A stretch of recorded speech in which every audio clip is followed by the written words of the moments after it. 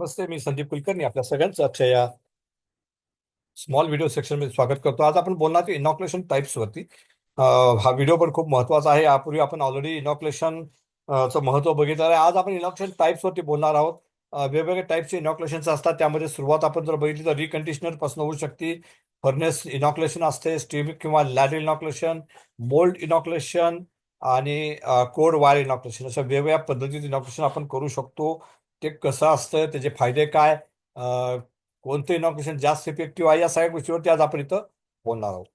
सगळ्यात पहिलं म्हणजे रिकंडिशनर. रिकंडिशनर इनॉक्युलेशन आहे का, हा जरी वादाचा मुद्दा असला तरी सुद्धा रिकंडिशनर हे इनॉक्युलेशनसाठी किंवा इनॉक्युलेशन सारखंच काम करत असतं. बऱ्याच वेळा आपल्याला चांगलं मायक्रोस्ट्रक्चर हवं असेल तर आपण रिकंडिशनिंगचा वापर करतो. रिकंडिशनिंग हे बेसिकली एक मटेरियल आहे जे आपण मेल्टिंग चालू असताना साधारण एक 75% चार्ज मेल्ट झाल्यानंतर टाकत असतो आणि ते work as a booster dose म्हणून काम करतं.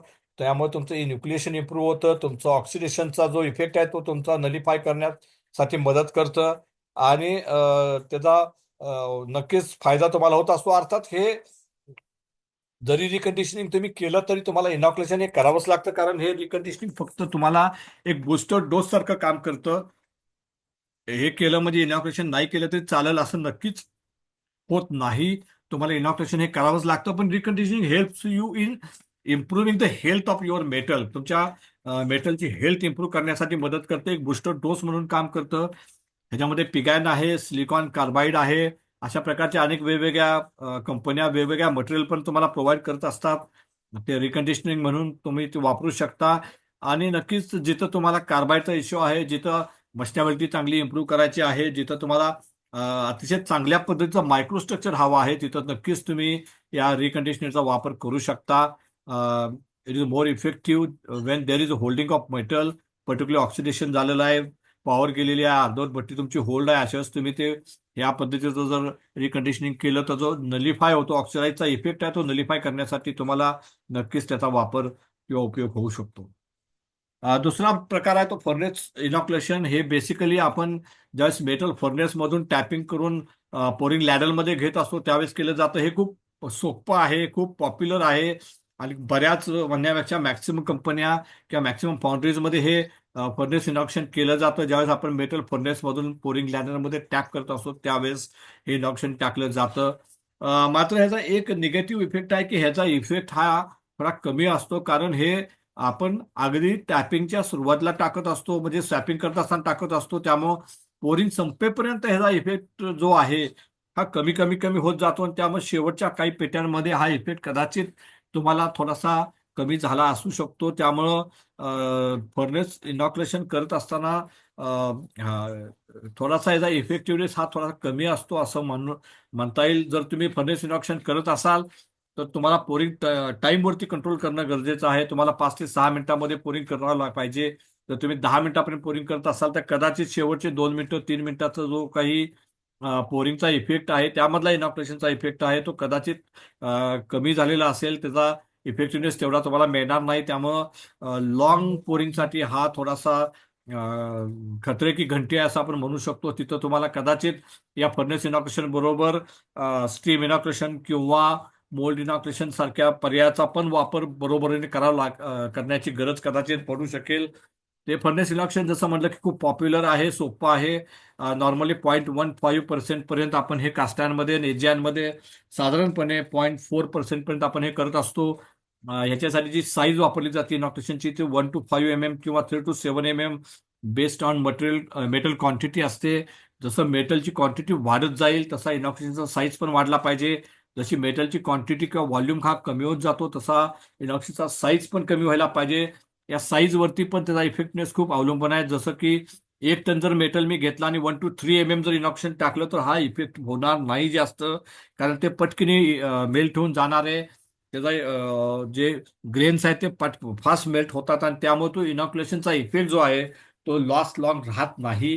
ते जर मी 1 टनापर्यंत मेटल घेतो आणि 1 to 7 mm किंवा 1 to 7 mm इनॉक्युलेशन टाकलं तर जे मोठे ग्रेन साईज आहेत जे 6-7 mm चे आहेत ते मेल्ट होण्यासाठी वेळ लागतो आणि त्यामुळे तो जो इफेक्ट आहे तो लॉस लॉंग होतो, तो बराच काळ टिकतो आणि त्यामुळे तुम्हाला इनॉक्युलेशनचा योग्य उपयोग होऊ शकतो.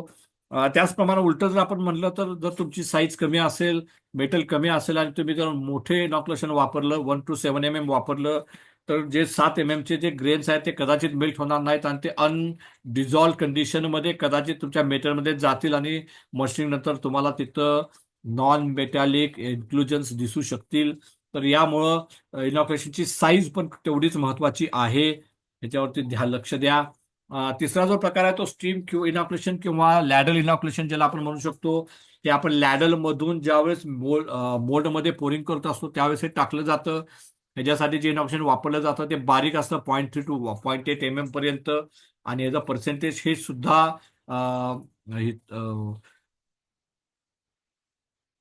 0.05 to 0.07% या रेंजमध्ये असतं. त्यामुळं ते पण तुम्ही लक्षात घ्यायला पाहिजे. त्याचप्रमाणे हे जे आहे याच्यामध्ये तुमचा इफेक्टिव्हनेस चांगला असतो कारण ह्याच्यामध्ये तुम्ही मोल्डमध्ये ओतत असतानाच रिलॅक्शन करत असता त्यामुळं फेडिंग हा जो कन्सेप्ट आहे याच्यामध्ये फार लागू होत नाही. याचं फेडिंग होण्याची शक्यता कमी असते.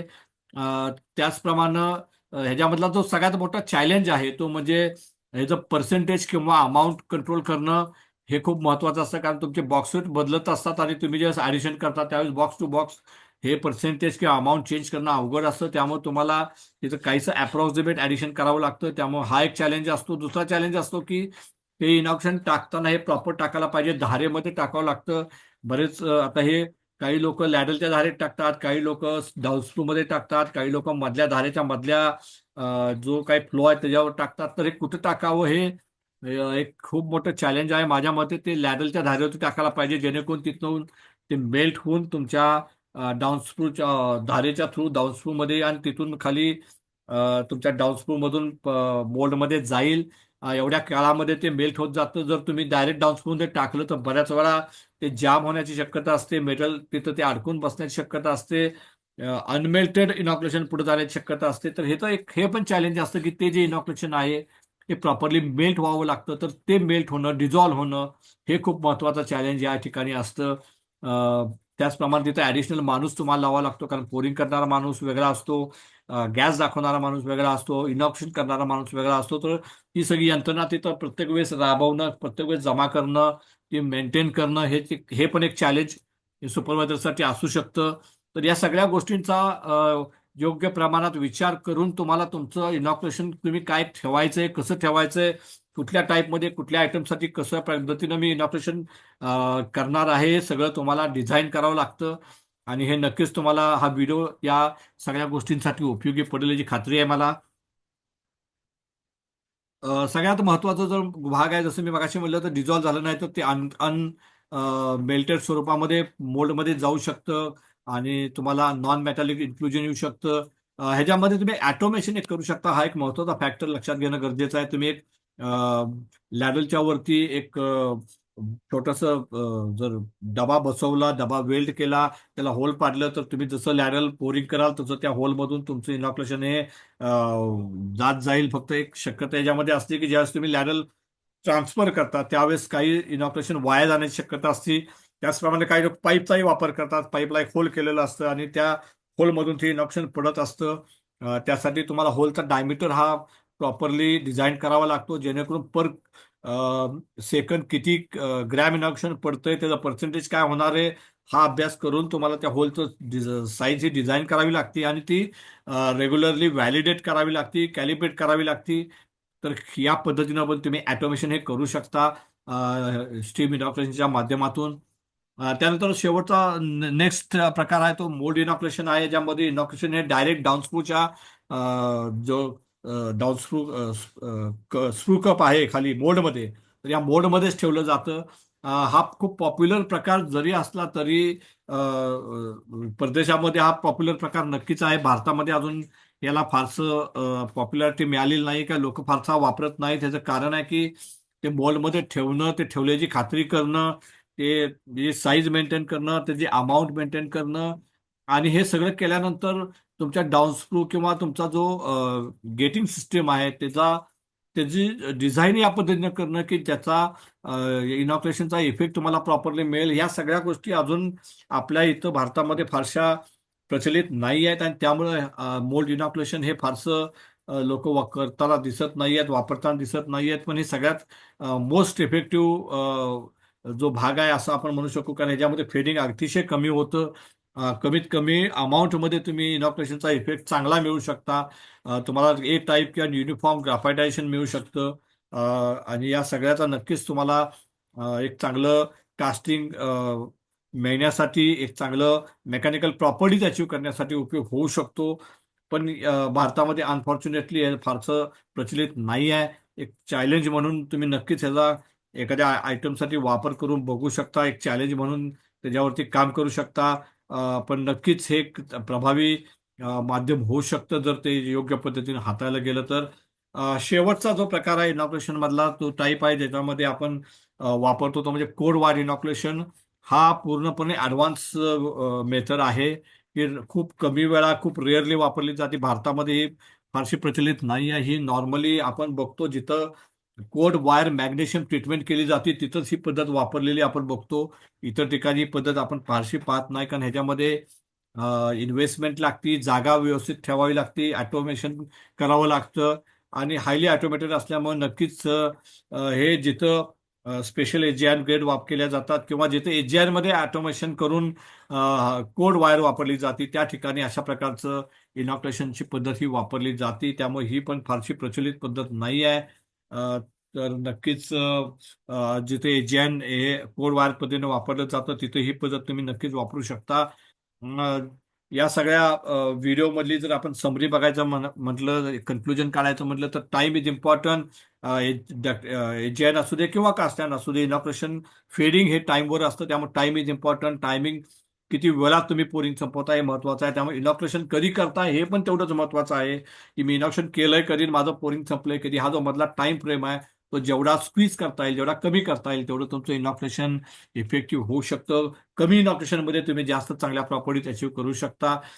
लेट इनॉक्युलेशन किंवा later inoculation close to mould is more important, more effective. ते तुम्हाला जास्त चांगल्या प्रकारचं ग्राफाईट प्रमोशन देतं.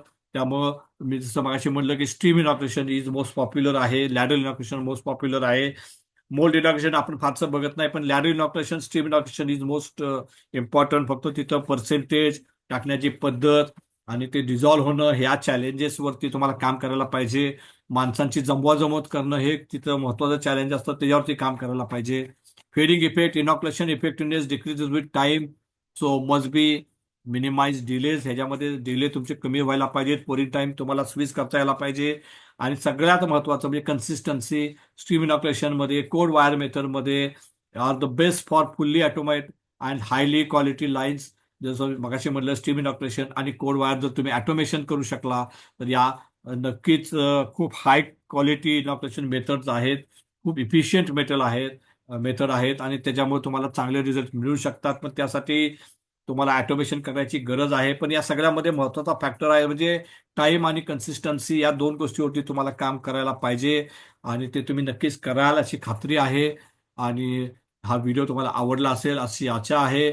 मी अशी अपेक्षा करतो की या व्हिडिओच्या माध्यमातून तुम्ही तुमची इनॉक्युलेशनची पद्धत एकदा रिव्हिजिट कराल, एकदा त्याच्यावरती काम कराल आणि ती अधिक इफेक्टिव्ह कशी करता येईल याच्यावरती तुम्ही नक्कीच काम करून तुम्ही एक चांगल्या क्वालिटीचं कास्टिंग बनवण्यामध्ये यशस्वी व्हाल ही अपेक्षा व्यक्त करतो आणि आजचा व्हिडिओ थांबवतो. धन्यवाद.